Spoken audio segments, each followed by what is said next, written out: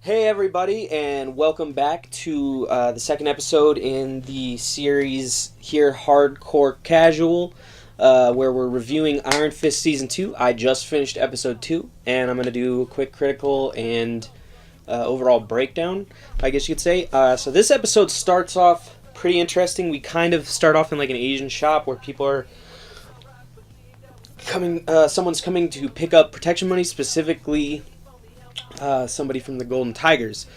He shows up, and the Hatchet Gang shows up and just like straight murder him. They body him with the hatchets. They throw a mask on him and throw his ass out in the street where Danny finds him. And the messed up part is some guy's like videoing, but Danny's like, call 911, like. But that is the society we live in today. So great social commentary, first of all. That's good incorporation.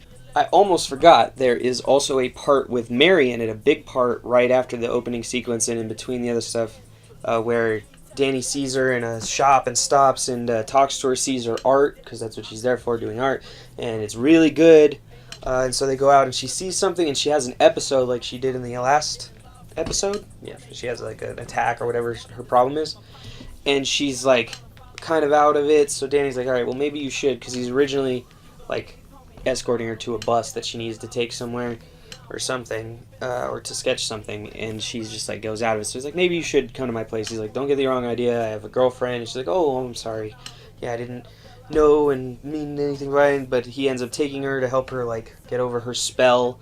Colleen's there, they get introduced, they go over, she's like, oh yeah, you are a great artist. And then Mary kind of like seems to snap out of it. She seems to go into a different personality, and I'll break that down here, being the reason, and I know this because I heard about it, but I thought it was going to be in Daredevil Season 3, not in Iron Fist Season 2. She is Typhoid Mary, who is a comic book character, who is a mutant with a multiple personality disorder, and she's supposed to have two different color eyes, too. I can't tell if she does in this. I thought she did in the first episode, but the second episode is hard to tell. But yeah, and then the two reasons that was spoiled for me, one, they said her name was Mary, obviously, but I also, the subtitles call her Mary. And then obviously there was like a spoiler where they're like, yeah, Typhoid Mary's going to show up somewhere in the MCU, or Marvel Netflix universe. So it's like, why? Don't tell me, I don't need to know that. And there's a lot of things are spoiled like that. Following this, and throughout the episode, we get a look into the fight between Danny and Davos, where they are fighting to become the Iron Fist. It's really great because you're in Kowloon, you get to see all of the masters and stuff. You get to see Danny in a homage to his Iron Fist outfit. They got the yellow mask with black eye slits and the suits and whatnot. So, and Davos is they're also tied together by the hand by a yellow string and fighting. And basically they're just going at it, going hard. Davos kind of breaks the what I would consider the spirit of that kind of duel by ripping the cord attaching them, thus defeating the purpose of the cord. So, in my opinion, he lost there, and then later he takes off his mask, which is also meant to, one, dehumanize you for the fight, and then also to like, limit your vision, etc.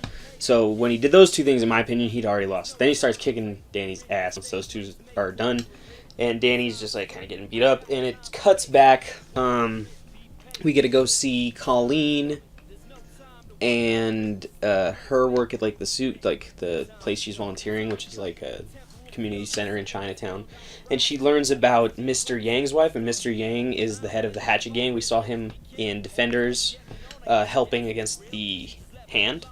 He's that old guy from the restaurant. Remember, they go in there, he's like, I want to, I forget, I want to kill the one who hurt my daughter or whatever. Yeah, I remember that. And then he's like, yeah, the same, but it wasn't that wasn't him. He was just in that scene. Anyway, moving on from there, she goes back to Chinatown, kind of hanging out, and she goes to stop and help someone. Ends up being those kids that she had stopped in episode 1, trying to basically trick her into helping, and then he has like a gun, but he doesn't, have any experience or using, so she just takes it and then follows him to the hideout, figures out their situation. It's just like a young street gang getting ready and looking to replace the the Golden Tigers, because the Hatchets were getting ready to get rid of them. According to them, they're all going down. They pulled out a shotty on her, sawed off. Very nice look, by the way. awesome. And they really do have a good feeling, man. Those kids act well. They act well. And they, you get to meet BB. He's like with a little one who pulls a gun on her or whatever. So she goes on from that, and we see Danny once again out in the community trying to ask Mr. Yang. He goes to visit Mr. Yang and tries to say, hey, please negotiate. After that, we get back into the fight between Danny and Davos, and in this scene, Davos is just kicks the crap out of him, beats him until he's on the ground and he's winning. And then Danny won't yield, though. Danny refuses to yield even though he's getting choked and beat up and all that.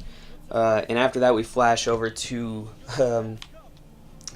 back to the Meachum situation, and we see Ward with his assistant. He's trying to find his sister to figure out what she's doing with the company, what she did was she took a bunch of patents that looked like junk patents and for her divestment package, and it was just an interesting thing because she's got a plan. So he goes to meet her, and she talks with him, and I really hate her in this. Honestly, I didn't like her that much in the last season, but this one she's a total bitch.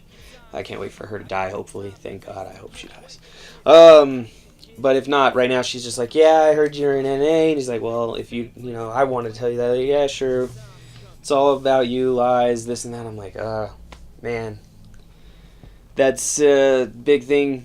And then afterwards, after the thing with Ward, there's this artifact they found, which appears to be from Kunlun.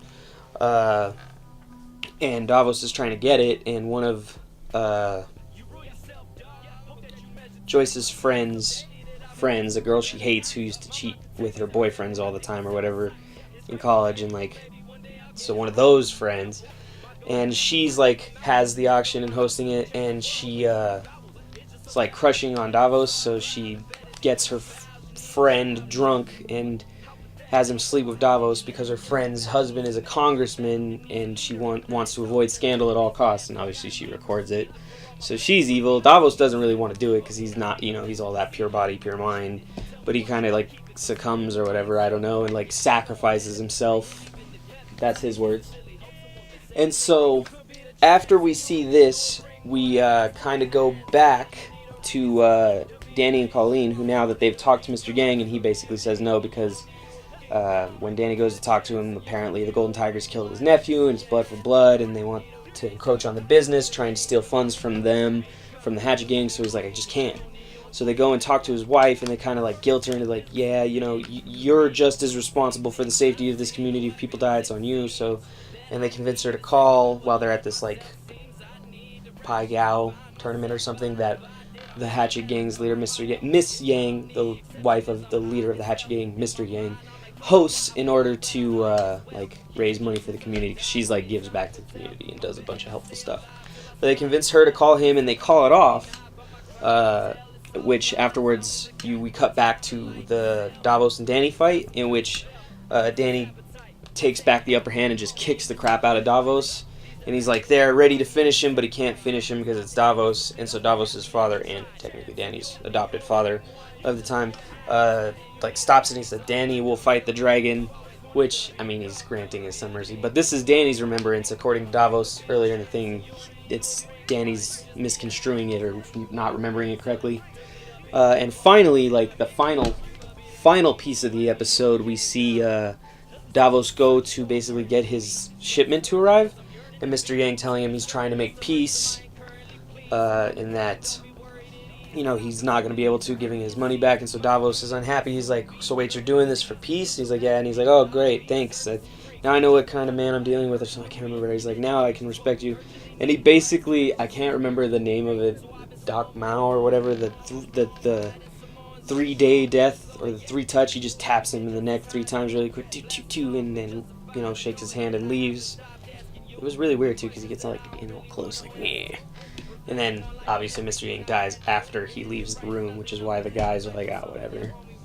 And yeah, that was basically episode 2 summary. So now I'm going to break down a little bit of what I thought was good and bad. I thought there was a lot of good movement. The story, even though it jumps back and forth a lot, it's all interconnected, kind of winding towards the end goal. There were a couple parts that I wasn't a big fan of. The sex scene with Davos and the chick, it's so worked up. It's extended much longer than it needs to be. And I thought the Mary scenes were a little long, but they were still decent. the Davos scene like is totally unnecessary to have that drawn out so long, except for to show his disgust, and you don't need that long to show his disgust.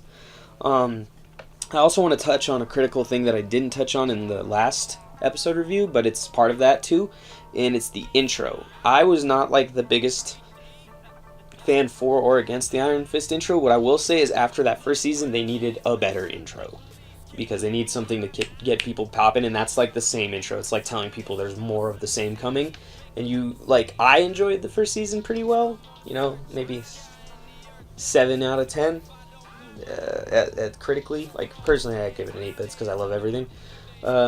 Yeah, and episode 2 is pretty good as well. Like I said, Typhoid Mary. That's actually how the episode ends. Sorry, keep forgetting about Mary because there's plots like on the side for no reason. That's the only complaint I have about it. But I'm happy they're bringing in Typhoid Mary. I don't know what they're gonna do with her yet, but I'm just happy to have more Marvel characters. So that's why I'm okay with that. You know, going from a hardcore perspective, she's a Daredevil enemy, so this is kind of a strike. It's like not really supposed to be doing that, but she can be, whatever. So I'm looking, I would have rather seen like a Sabretooth or something, or some Kunlun, like maybe the dragons. And I mean, I don't know. There's a lot of stuff they could have done. What else critically do I want to talk about? Lighting. I feel like the camera stuff in this one's beautiful. Like it feels very good flowing. Like I'm trying to stop and watch, and obviously I'll have to, like, to really critically do it, you have to watch more than once. Anyway, that'll be it for this episode of Hardcore Casual Series 1, where we're reviewing Iron Fist Season 2. Keep tuned for Episode 3.